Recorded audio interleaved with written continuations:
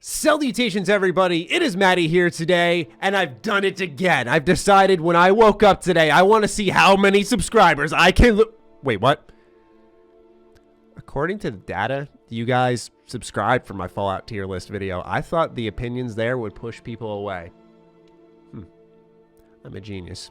Well, we're going to see if lightning can strike twice. We're going to see if you guys can handle it a second time in such close proximity to such a amazing, definitive tier list. This time, however, we're going back to the Elder Scrolls franchise. Now, I'll have my Fallout tier list linked in the description down below, but we have yet to really do Elder Scrolls. Same format this time. Core Elder Scrolls games, all of their DLC. The difference this time, however, is we've added a new section.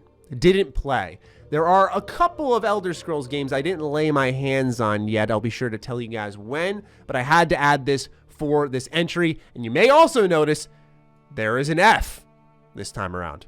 There is an F. There is an Elder Scrolls game I think that is quite that bad. But first, a quick word from our sponsor. Hey you! Are you helplessly playing the hit 2004 RPG Star Wars Knights of the Old Republic 2 without proper eye protection? How did you know? Well, good news for you, because GMG reached out to me and offered a pair of their Optimizer computer glasses to test out. You see, if you're like me and constantly looking at screens, whether it be for gaming, work, or checking your phone, you likely deal with a lot of eye strain. That, or you try to sleep at night, but you simply can't. This is due to the blue light that's emitted from said screens. As someone who has been wearing protective computer eyewear for about 4 years now, GMG is my favorite set to use. They have a very lightweight build, which, when wearing headphones, leads to the most comfort I've had when wearing computer glasses. Normally, the pressure would lead to a headache, but not this time around, which is huge for me. Not only that, but most computer glasses put a very strong yellow tint in the lenses, so it disrupts the color of everything that you're looking at,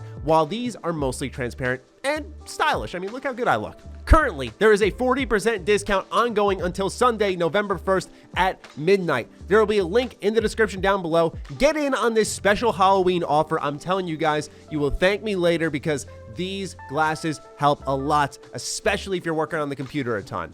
So, ladies and gentlemen, as always, the tier list will be linked in the description down below. And now, hot take time. Okay, what is first? Oh no. Oh no. Elder Scrolls Online is first.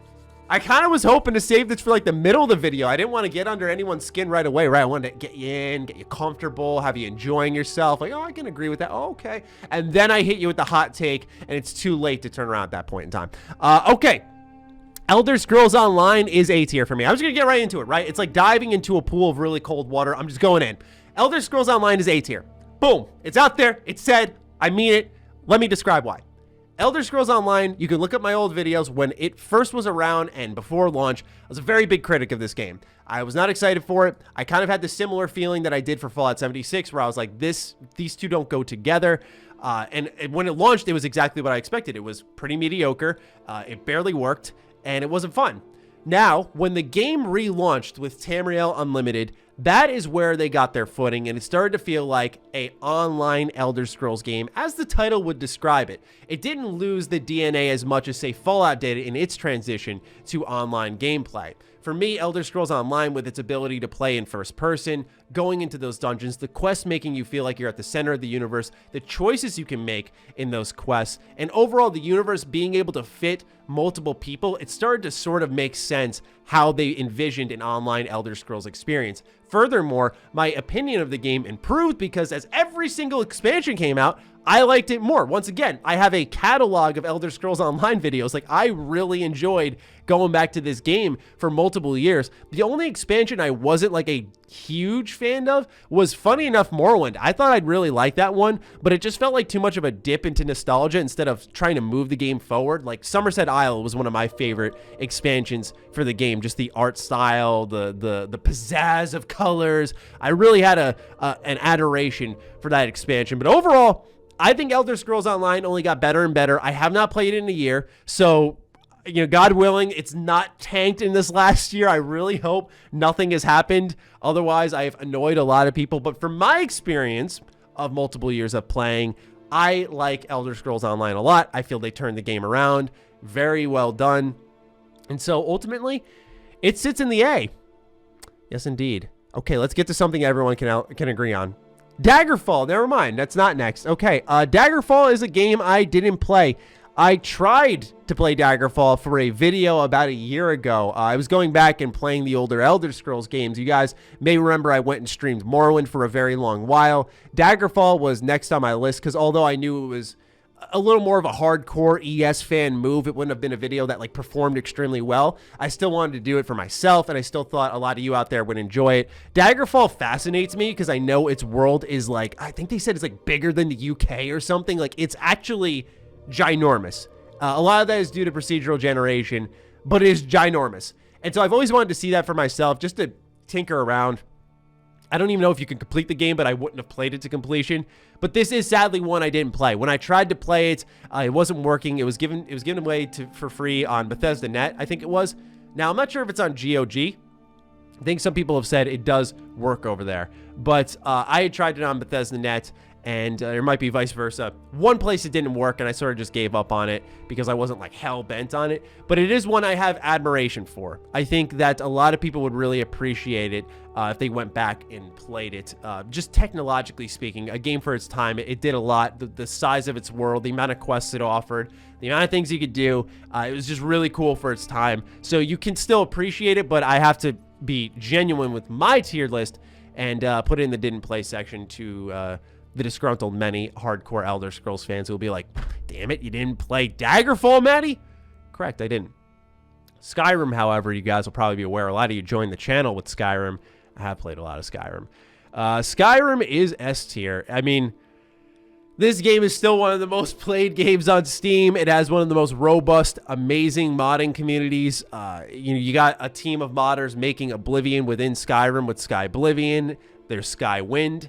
There's just incredible mods being made for this game. But as a Elder Scrolls game, of course, modding aside, Skyrim, it stepped away a lot, in my opinion, from the role-playing that we saw in, say, Morrowind being a very hardcore role-playing game. It still had builds you could do, a lot of builds, whether you're like Destruction Mage or two-handed archery stealth build. There are a lot of ways to play the game, but in the terms of making choices and impacting the universe, a lot of that was put to the side, but I felt like Bethesda made a good trade-off. They sacrificed that role-playing and made one of the best open worlds to explore.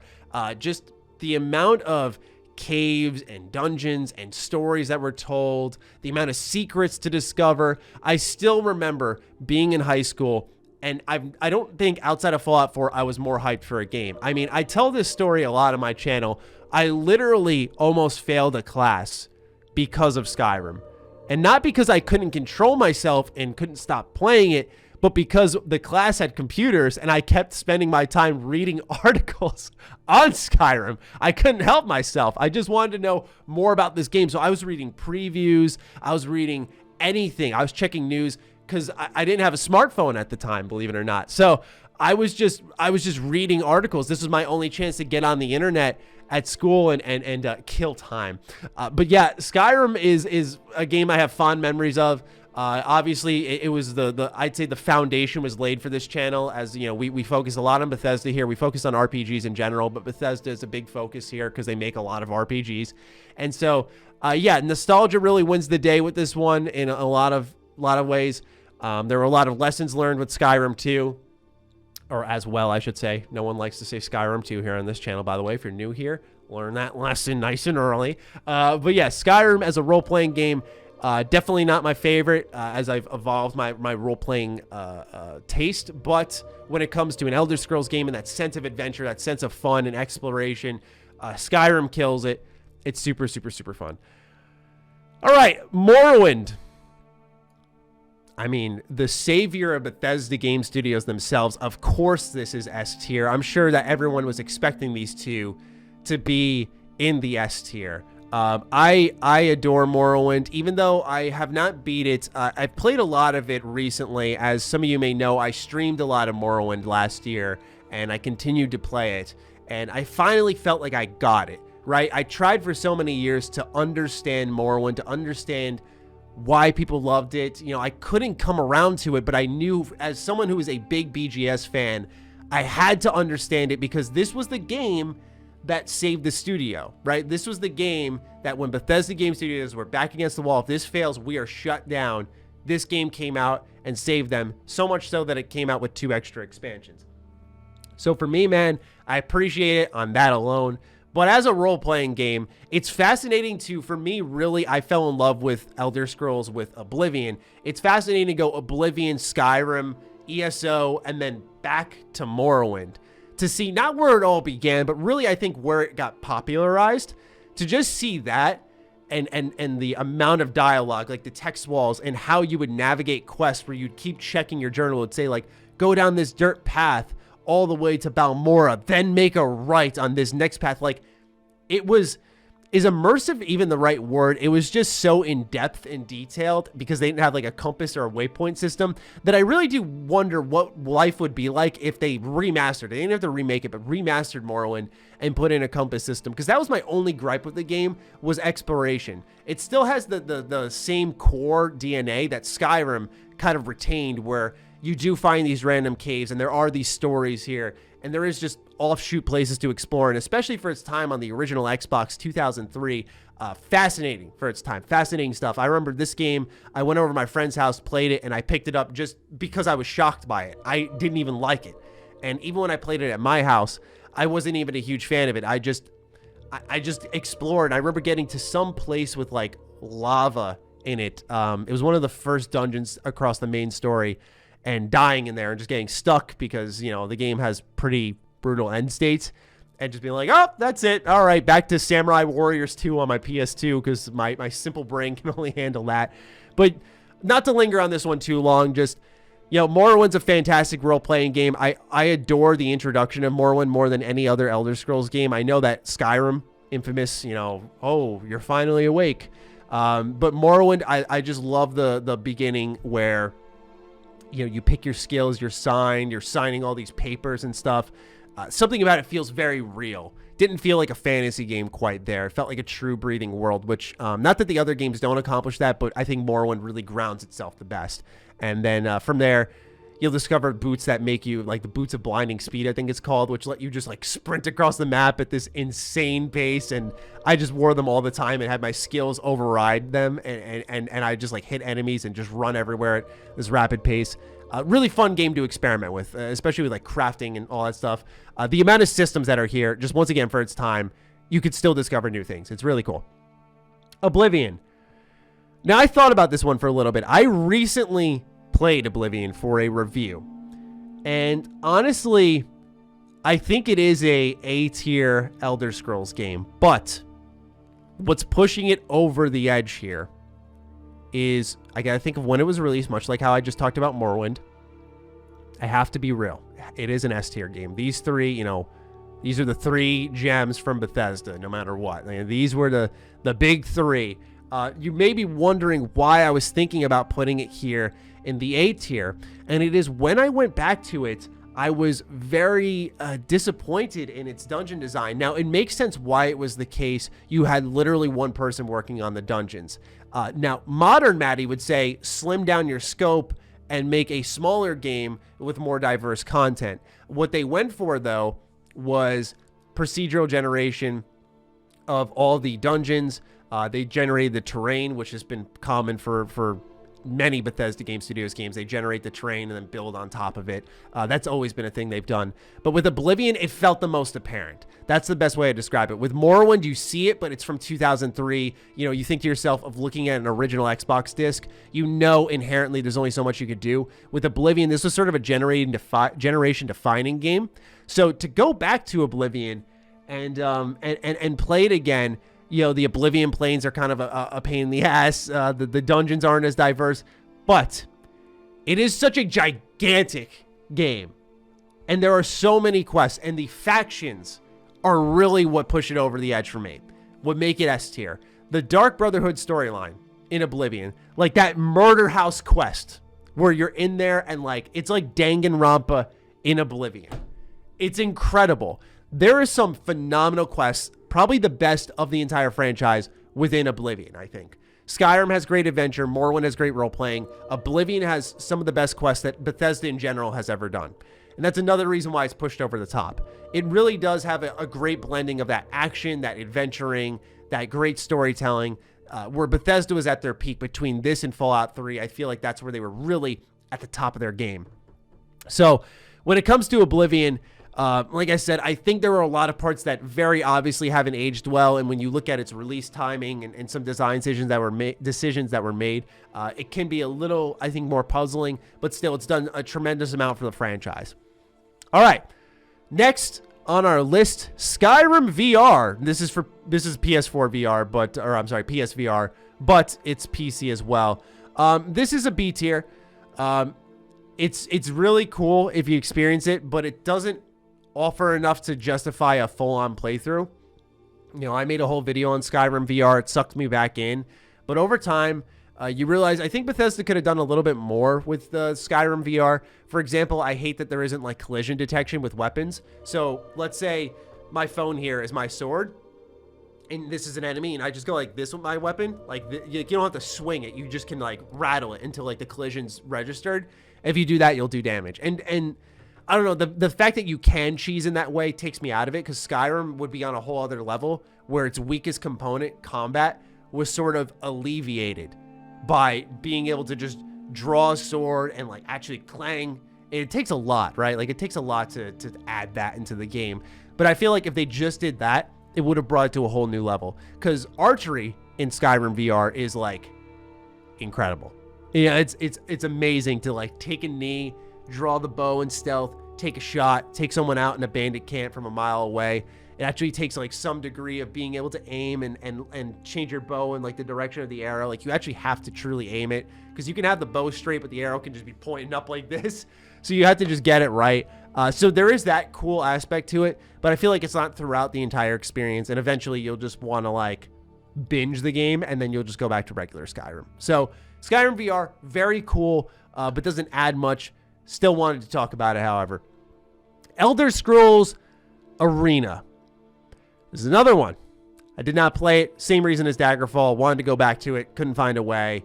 Really stumbled with it. If you are still interested in that, I'm sure there's a way you can makeshift your way into playing these games.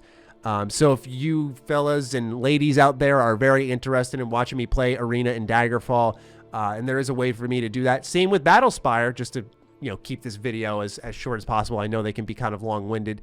If you're interested in me playing in any of these, just let me know, and I'll try to figure out a way, or you guys can let me know a way in the comments down below. Okay, we've got 2 or 3 mainline Elder Scrolls games left, and boy, oh boy, are they experiments.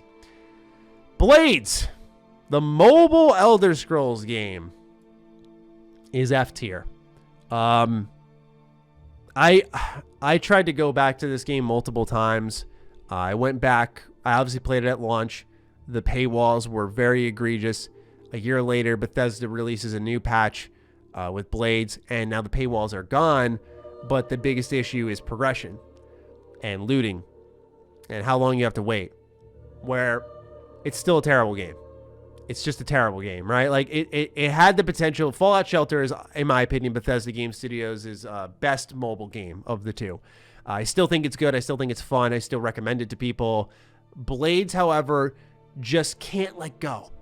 And that's what Fallout Shelter's best strength was. It let go, and it let you play, and it let you have fun. So then while you're having fun, you want to throw them a couple of bucks. That's what I did. I threw them about 15 bucks in total. And I'm sure I'm not alone on that. I threw them 5 on my own, and I think for a video I was doing on my channel, because I used to play the Fallout Shelter updates, I threw them another 10. With Blades, I felt like they were just squeezing me, man. They were like, pay us now. Damn it all, pay us, Matty. And it's like, no, I'm good, man. Like, you guys got to earn it. Like, there's a degree of earning it. The game is beautiful for a mobile title. I still remember testing it at E3 2018, and I was very stunned by how great it looked on phones. I still am to this day when I checked it out recently on Switch and my phone again. But just as an Elder Scrolls game, it holds zero DNA from the franchise. It is a loot-driven, shameless cash grab, and it's not a good game in general, man. Like, it's really not. Avoid at all costs, in my opinion. Redguard. This is like I didn't play it, but this is like a single player. Here's the thing. I have the option to play this. If I were to rate it, I would put it D tier. because it is just this random. I'm going to keep it there, actually, because here's the thing. I had the option to play it. I chose not to because it looks very unappealing. So I guess didn't play, D tier. If there was something in between. But we'll leave it in didn't play, to be honest. But I would put it in D tier. Okay? We'll be fair. What do we want to do? D tier needs some company. Look, Redguard isn't like a terrible game. It just, to me, looks like everything I don't want in Elder Scrolls, like pirate duels and stuff. The combat looks terrible. It just looks very disconnected from anything that Bethesda's really done outside of Blades. Like, it just looks so offshoot.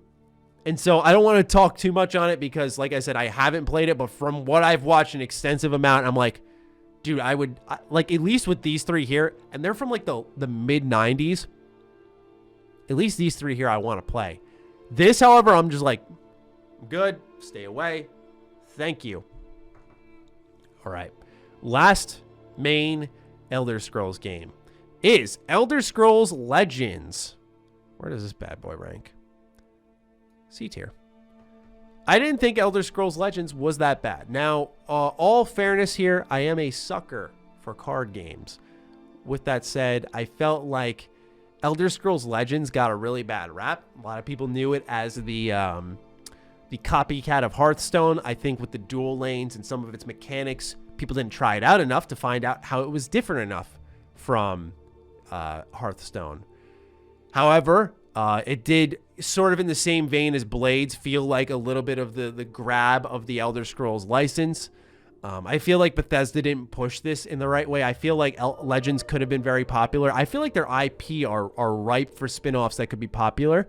It's just that they don't spin off in the healthiest way. They don't do what like Atlas does with Persona, where I feel like they make meaningful spin-offs. Like these two are some of the main spin-offs Elder Scrolls has seen since Skyrim. We've had Online, we've had Legends, and we've had Blades since Skyrim, and it's just, and VR, of course. But they're all kind of like renditions. They're not these offshoot unique ideas. It's like, oh, this is a formula. This is a business model. Oh, this is a business model.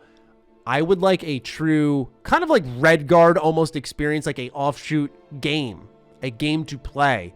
Now, don't make Redguard, please, but you get my point. However, Legends wasn't like a bad game. It was a good card game. My other issue with it was that the mobile connectivity was terrible. So I had to be glued to my computer to play it, and I wanted to play it on my phone. I never understood why they never put this on like any form of consoles. Maybe it wasn't as cheap as they had wanted to. Obviously, the game wasn't doing well, so they didn't want to invest too much in it, but I think that could have helped it out a little bit more, especially if like Gwent is still around. I think Legends really had a chance.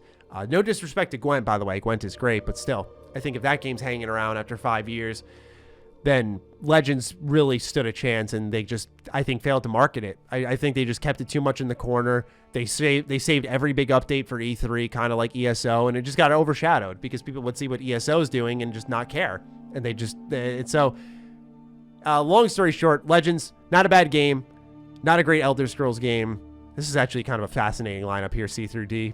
I feel like people are going to have a lot of issue with these two here. Like, how's this C tier? I think it's just because I'm a card game fan. Okay, we are on to DLC and expansions. All of those are reserved for Elder Scrolls 3, 4, and 5, as you guys are probably aware. So, let's get it started. Dragonborn. Dragonborn takes you to Solstheim. You can ride dragons around. It is fantastic. I love Dragonborn. It is A tier. I think it is a lot of fun. I really have fond memories of this one too. Just a nice big island to explore. You see, Skyrim is so appealing because it feels like Bethesda was listening. When you look at Fallout 4's DLC and you look at the amount of settlement crap that they jammed in there after launch versus Skyrim, a game that people clearly liked the sense of adventure in, and so they did Adventure DLC, and even Hearthfire to some extent had some adventuring stuff. Like you were doing things in the world that felt meaningful. It's amazing to look at the difference, right? But anyway, Skyrim Dragonborn DLC. I thought the story was interesting. I thought the amount of secrets packed in here were great. I remember there was one side quest you had to do where you were funding someone's, I think like mining or their excavation site, and you had to keep giving them money. And you thought they were stringing you along, and eventually you could like unlock this dungeon and you could find a couple of rare weapons or something like that. And I just remember having very fond memories of stuff like that, where there was this investment over time while I was doing other things, and it actually led to a whole new adventure. So I thought Dragonborn was really good. I enjoyed it. It's been actually way too long since I've played a little bit of Dragonborn. I need a little more Dragonborn in my life. So that'd be cool to play. Granted, Skyrim didn't have as much DLC as I feel like it deserved, but on the other hand, they were very high quality. Next on the Skyrim list is Dawnguard. Dawnguard is B tier, a little more linear. It did add more quests to the game. It did add a fun quest line, werewolf or vampire, like, you know, that type of stuff, which is awesome. Or what, did it include the werewolf? I think werewolf was for another quest line. I think it was just vampire. That's another one. It's been quite some time, I'll be honest. But I do remember I stayed home from school. Yeah, Skyrim ruined my scholastic career, by the way. I did stay home from school to record a Let's Play for this DLC. I think some parts are still available on the channel. I never finished it because, you know, finishing LPs is harder than looks. But yeah, Skyrim Dawnguard. I really loved Serana as a companion. I thought she was fantastic, voiced by Laura Bailey, very talented Laura Bailey. I love the aesthetic of it in the sense of there was that big area that you would finally get to that had like thunderstorms going on. It was very dark. There's a name for that location, but I just really liked the feeling of the mod. It had like a dark, brooding feeling to it, where Solstheim felt like more Skyrim in like the best way. So yeah, Dawnguard wasn't in love with enough, just because, like I said, it was just kind of a beat for beat storyline, where Solstheim was like more places to go, more places, more things to unlock, all that good stuff. Last on the Skyrim DLC was Hearthfire. This is going to be a hot take, but I'm putting this in the B tier. I liked Hearthfire. This was the beginning of the settlement stuff, so I understand that. However, Hearthfire was an ideal expansion of the core mechanics of the game. It gave value to locations on the map, like the sawing mills that you would never touch, that you would never interact with anyone in. It gave value to those locations because you'd bring materials there. It gave value to items around the world. It gave value to a companion you were staying with. It gave value to extra items that were lying around your inventory. It allowed you to customize. It was good, and it added a quest line. It was good in my opinion. Plus, like, interacting with the holds, buying deeds, buying butlers. It was so cool. I really think it was so cool for its time. Obviously, was it not like a Dragonborn where you wanted more of that? Of course, but I really did appreciate what Hearthfire did, man. Like, I thought it was really good for its time. Maybe it led us down the wrong rabbit hole when it came to Fallout 4. That's a whole different discussion. But I thought Hearthfire was really neat. I spent a lot of time with that, arguably more than Dawnguard, right? Like, you spend so much time with Hearthfire, just buying stuff, investing in your property, building stuff out, and getting materials. Like, I thought that was cool. It gave me something more to do on top of those quests, and in new playthroughs, subsequent playthroughs. It was fun to go back and do it again. And yeah, so I appreciated Hearthfire.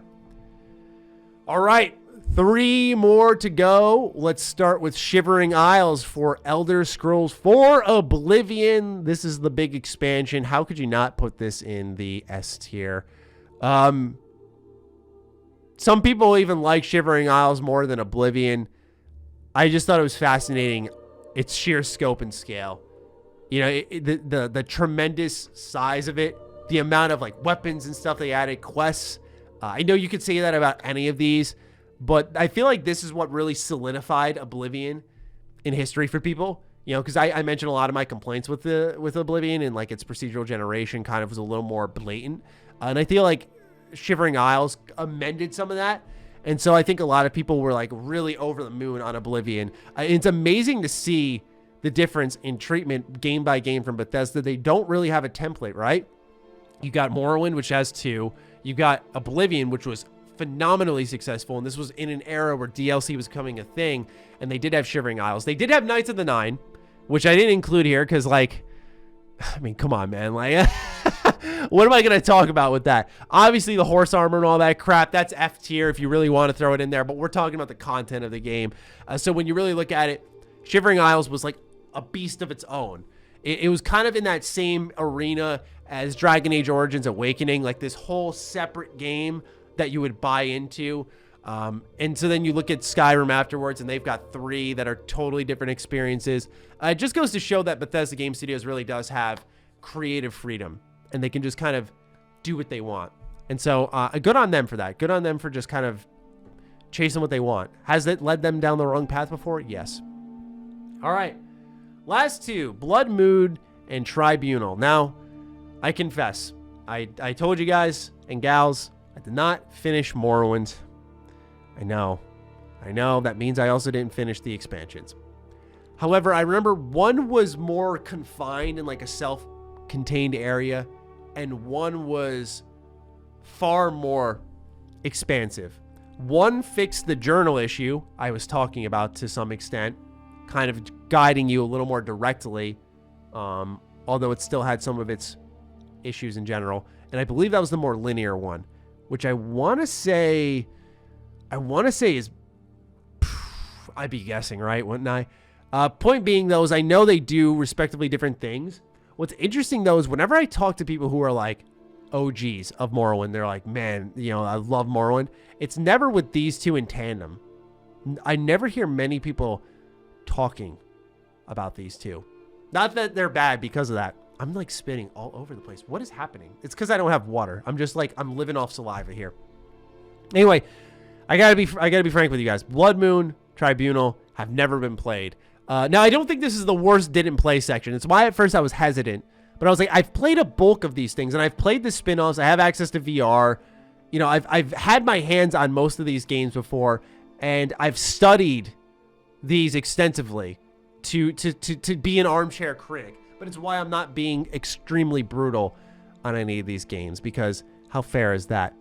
So I am aware of what these do for the game, but I feel like Morrowind in general was just worth the discussion. So this is my complete Elder Scrolls tier list. I think it's pretty hard to disagree with, because of the S tier section. But I'll be curious to see what people's takes are on, of course, the DLC. Definitely this one here. I'm curious to see where people rank ESO. That'll be funny to see.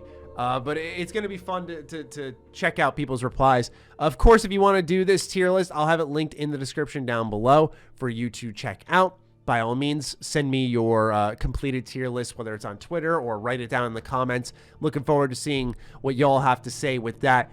And it's time for me to wrap this video up. So I hope once more you did enjoy, and I will talk to all of you soon. Stay sexy, stay active. I love you all. Peace.